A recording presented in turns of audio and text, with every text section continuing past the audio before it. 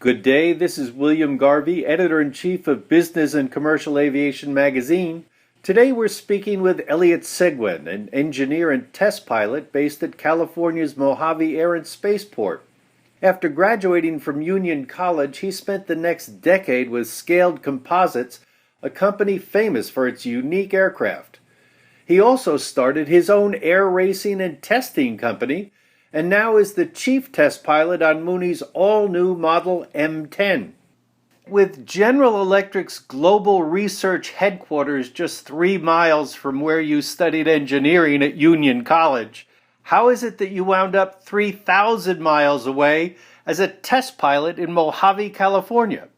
Well, I think Union College taught me a lot about engineering, but what it really did was help me cement in my mind what it is I wanted to do. And what I wanted to do was not just engineering, but to be a part of the entire process, the design, build, test process. And so it really became about not so much finding an engineering job as finding a job that allowed me to tie all the pieces together. So rather than a desk job focusing on running a computer or, drawing on paper, or a A&P job where I'm spending all my time covered in grease and oil, or a flying job where all I do is sit in a cockpit, something that could pull it all together. And what Mojave, or really the California vision of experimental aircraft did, was allow me that opportunity to apply the engineering rather than just focus on the theory, and that ended up driving me to where I am today.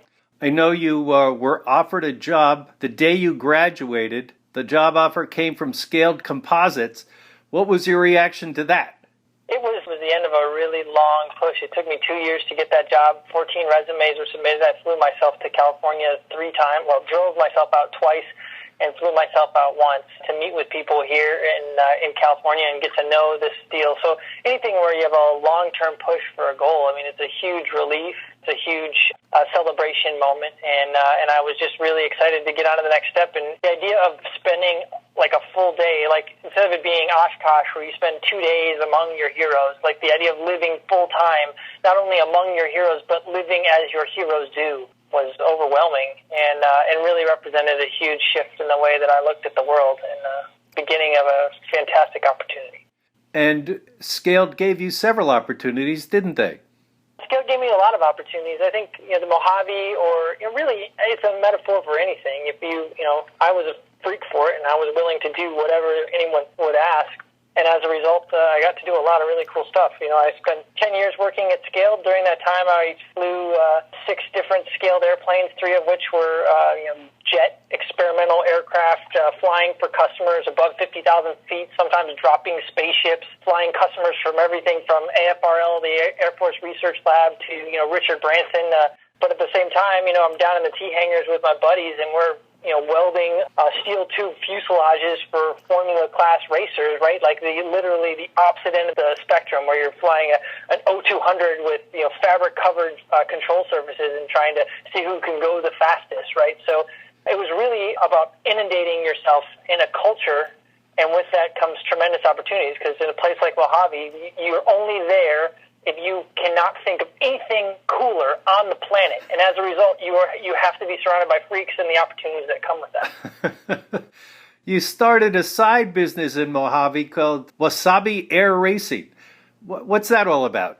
Wasabi really started out as me taking my bosses at Scaled to literally when they told me that I needed to go out and learn to flight test on my own if I was ever going to be a test pilot at Scaled. And so I started by taking the company Grumman Tiger and going out and doing sawtooth climbs and writing up a report on the data and giving that to Pete Siebold or Doug Shane and asking for their review on that data. And as that progressed, the Tiger wasn't enough, so I ended up finding an old Casset that a guy had partially built. I finished building it, then did the first flight program, took it to Reno, raced it. Now we had some good data on the speed of the airplane, so we did some modifications, found like 20 miles an hour on it, and then wrote reports on that, submitted that to my boss. In doing so, I got picked up to where I was now flying in the right seat of Proteus, hauling payloads for customers. And so you get this reinforcement mechanism where it's like, oh, if I go home and write a really good report, I'll get to do the thing I want to do more than anything in this world at work. And so I fell down this very steep slope where I ended up designing and building my own race plane. We call it the Wasabi Special, or the Wasabi Siren. My wife calls it the Siren. which we raced at Reno for a long time, and then recently got picked up by Aerochia, which is another race team that races at Reno, and he has a really awesome series of airplanes that he asked me to help solve some engine control problems. Basically, when you take a TSIO 550, the engine that's in Mooney M20, and you need it to make about 3 times the rated power, so somewhere under over 600 horsepower, we can say that without needing to break any proprietary statements, the engine gets really unhappy, and so they asked me to help them figure some problems out. As a result, we kind of stood that program up, and I got the opportunity to set 4 world records in 3 days, and that has just led to one opportunity after another. And it was all about, and has always been about, building a resume that allows me to get flight test opportunities like the ones I was getting at scale that were just melting my mind. Your latest flight test opportunity is with Mooney. You're flying their new diesel-powered M10 as their chief test pilot. How goes that flight test program? It's been absolutely fascinating. Coming from race planes and prototypes where everyone recognizes that things like creature comforts and handling qualities are being sacrificed in order to reach a greater good. If your goal is to be the first commercial spacecraft, it's okay if the pitch handling is a little bit less than a Cessna 172. This situation with the Mooney M10, it's a very different scenario where, if you're going to make the training airplane that's going to train the generations of pilots going forward, it needs to be bulletproof and predictable in sort of the most intricate of ways that I've ever experienced, right? It's one thing to be able to go to Mach 3 at 300,000 feet.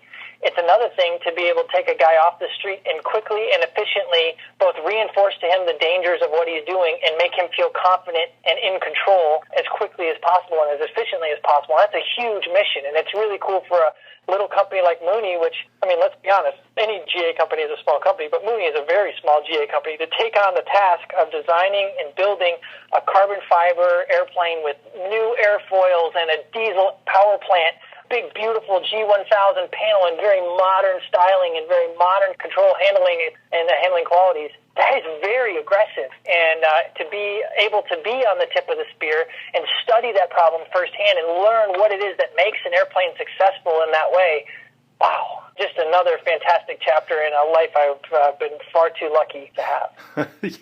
Your enthusiasm is really infectious. So you're an air racer and a test pilot. Either of those occupations take you to the edge. Which has produced the most, surprises for you? That's an interesting question. I grew up with an image of air racing, and so air racing was this thing that I've focused on for a really long time. And I've always been surprised by how flight test ended up being so much more interesting. Air racing, it's a very singular problem, like how fast can you go? Whereas flight test, when it's done well especially, is the culmination of so many skills. Communicating to other human beings, communicating to both engineers and mechanics and the PR guys and the management, because you're spending more money than any other department, even though you have a tenth of the people, to understand hydraulic systems and electrical systems and stability and controls and structures and how composites are manufactured is a huge undertaking. And I like the idea that no matter how hard I work, I'm never going to understand it all. I'll understand it better, but I'll never understand it all. And every time I get around, you go hang out with Mike Melville or Len Fox, Dave Morse, Dick Rutan, any topic comes up, and they have these intensely personal, intensely tactile experiences they can share because they've been there, because they've lived on the tip of the spear and had to learn things in a way, like when you're sitting in a classroom and the professor tells you the equation for lift. That's very different from being in the bottom of a hairy maneuver and pulling on the elevator and understanding why you can't pull any harder, that's all the airplane can give you. Like those are two very different experiences, and if you want to learn about airplanes, at least for me personally, having that closeness to it is absolutely essential and has led to very rewarding experiences for me. We've been speaking with test pilot Elliott Senguin. This is William Garvey, editor of Business and Commercial Aviation magazine. Thanks for listening.